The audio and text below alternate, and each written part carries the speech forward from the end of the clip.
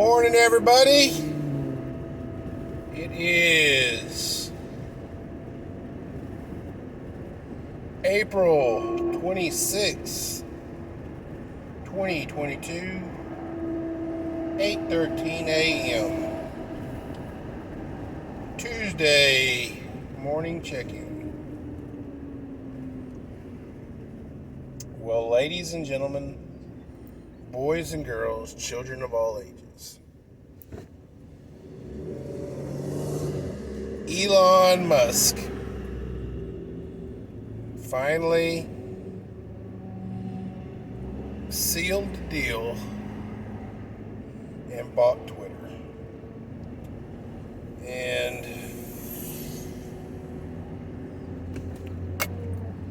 90% of the world breathes a sigh of relief, whereas the remaining 2% have their brains melting out of their ears. Ladies and gentlemen, this particular move by Elon Musk has created almost a tree kind of branches, that different paths that this can go. Number one, Twitter becomes a social media powerhouse because of its 100% free speech.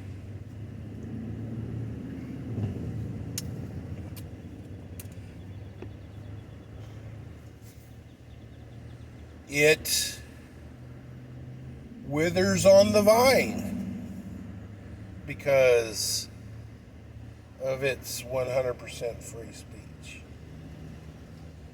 Elon Musk decides that it doesn't need to be 100% free speech. He's just going to make little tweaks here and there. It's his company now, guys. He can do what the fuck he wants to.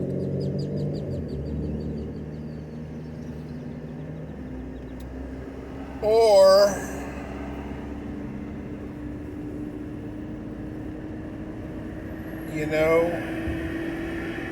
it could be a catalyst.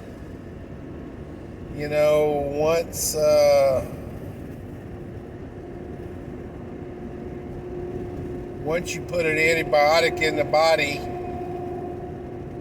the disease can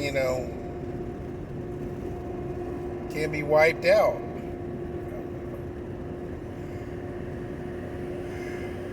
Could Elon Musk and Twitter be a social media antibiotic?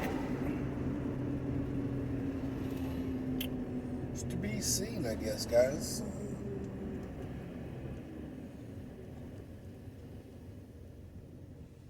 It's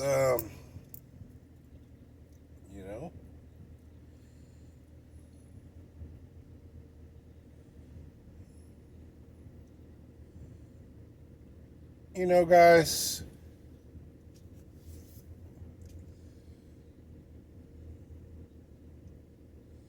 the world used to be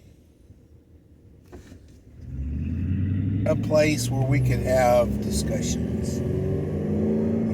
Neighbors would, lean up against their fence and talk to each other.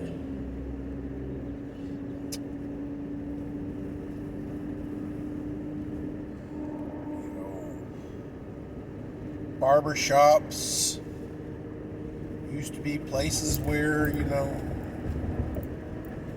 opinions and facts, truths, and everything were debated, and whether minds were changed is to be, is not the point. The point is we had intellectual conversation, guys. When you go and you talk to people, how long do you have to know somebody before your conversations, make the move to the next level, where you get a little more in depth instead of just asking, or making comments about the weather,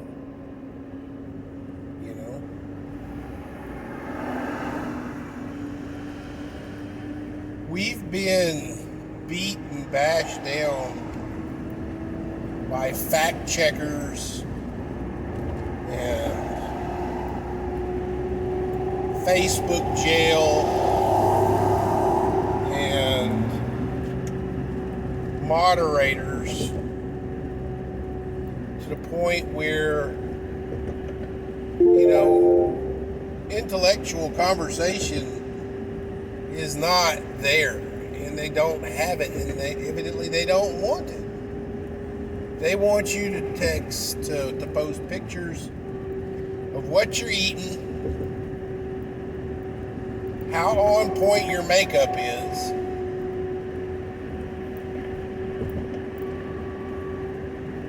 how cute your cat is, or your dog is, or whatever animal you own, and things like that. It's a systematic dumbing down of a populace, guys. Even college,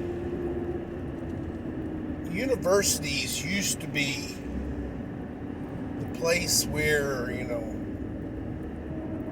intellectual thoughts and intellectuals could debate different thoughts. But some of these colleges, if you haven't drank the Kool-Aid and literally,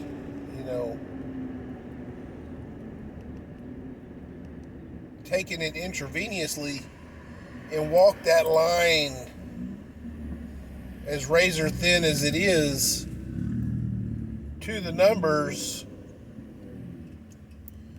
you might as well be, thrown out of the university. It's come to the point where,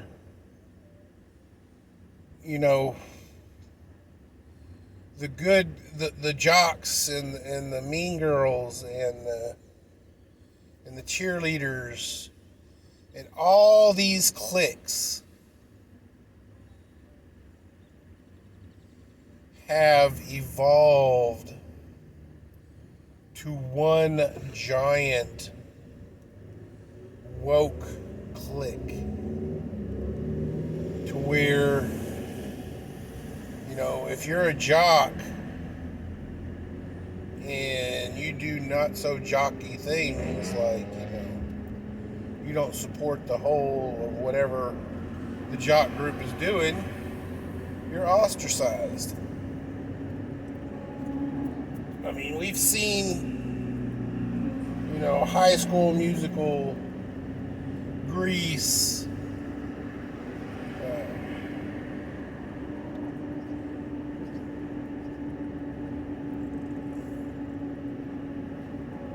and other school-related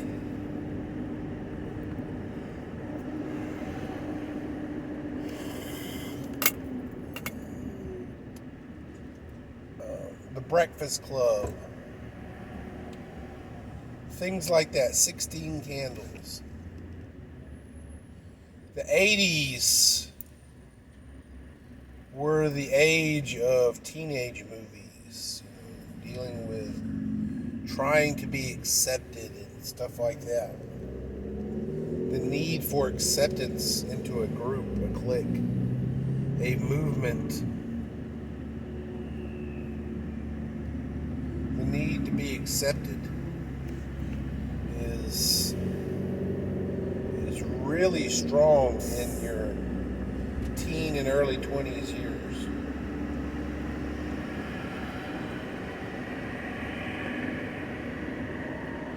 Now, if that need for acceptance is in a group, or it can actually be the need for acceptance from the opposite sex, where you get a girlfriend, boyfriend, or spouse, or whatever.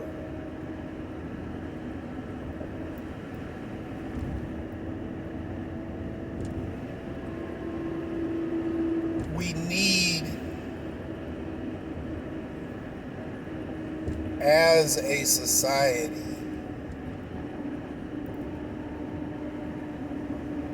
to belong.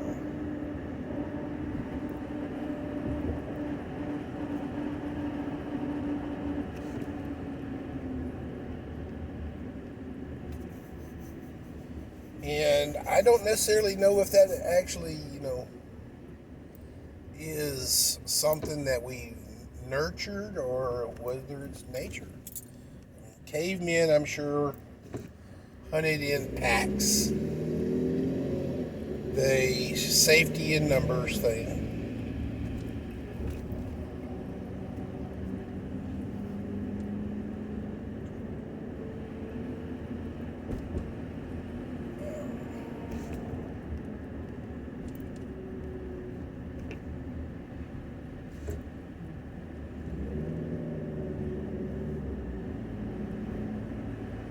But that's how it goes, guys. Will we take? Will Elon Musk make Twitter the bastion of free speech? I'm sure that's up for debate, but he is more in tune with free speech as a pure connotation, a pure philosophy.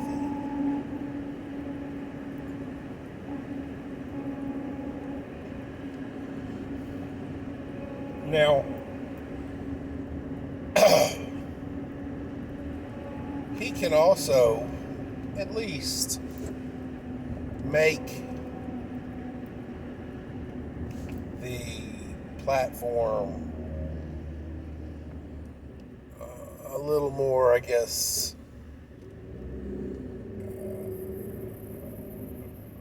it can either be a place where there's a light side and a dark side, or he can make it into where it's more family friendly, like what Facebook was originally. Don't post no nudes and stuff like that. So it's all up for debate. I don't even know if Twitter allows you to post pictures. So there you go.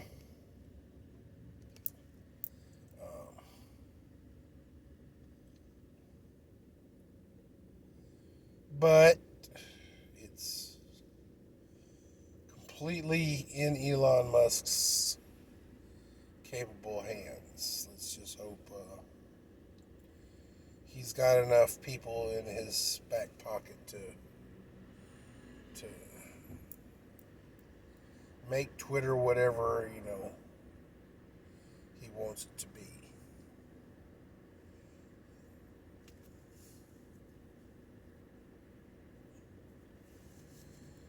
Oh, other than that, guys,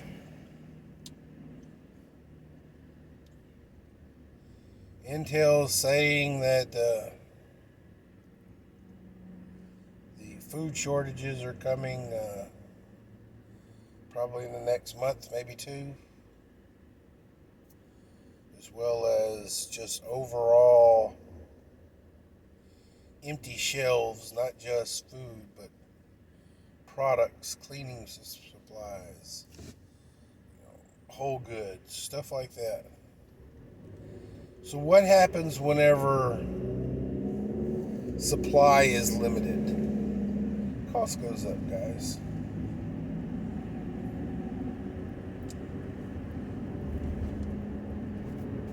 You have bidding wars for the last, loaf of bread.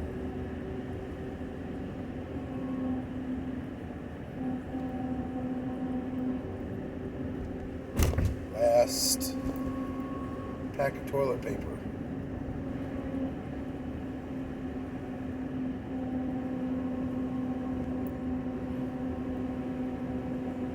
You think Black Friday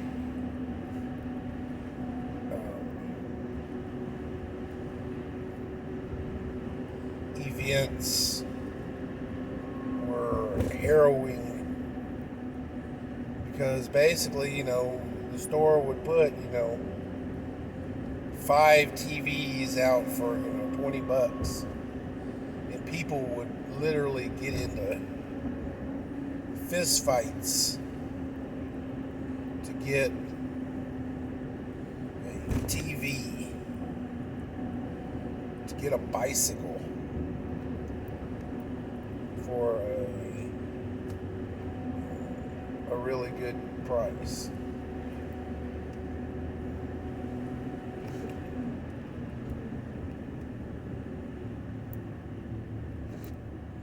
Ladies and gentlemen,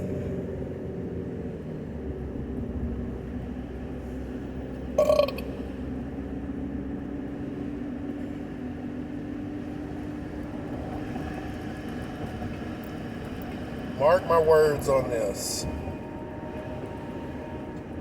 If the Russian war escalates, which, if it does, it's going to be within the next few months. Literally, I'm thinking July, we will probably either have entered the war or we're on the cusp of it. And what's then going to happen is this is going to be dragged into a war through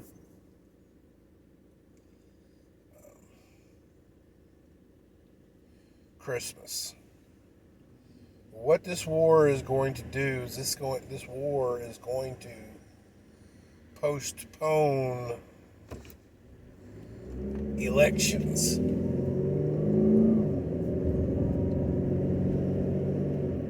So the longer the war drags out, and of course our involvement in that drag out, we have to be involved in order for Congress to push back an election. And more importantly, I think it actually has to be on our own soil.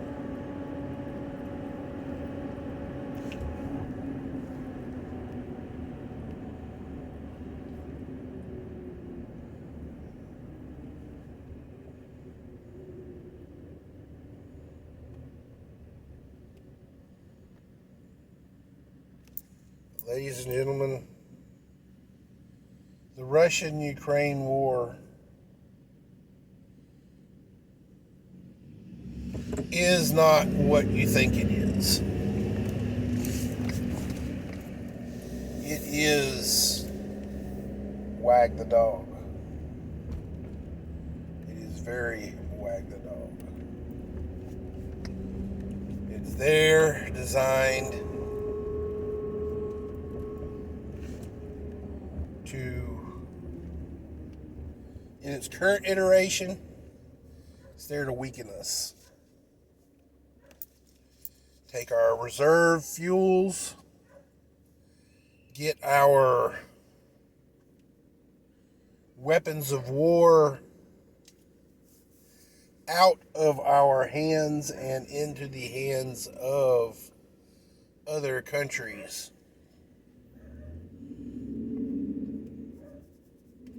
we're sending our weapons to the Ukrainian government.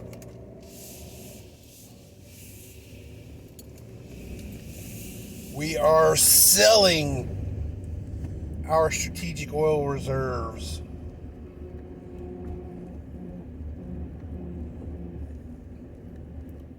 like it's nothing.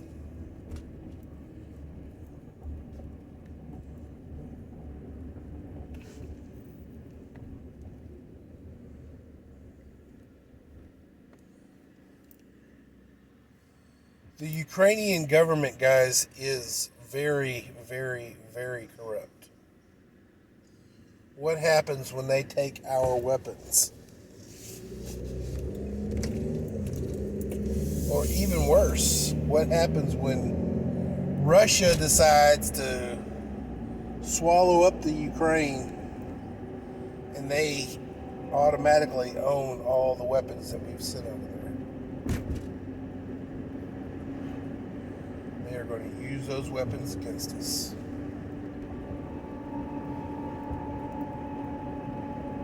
Ladies and gentlemen, wag the dog. Let's go, Brandon.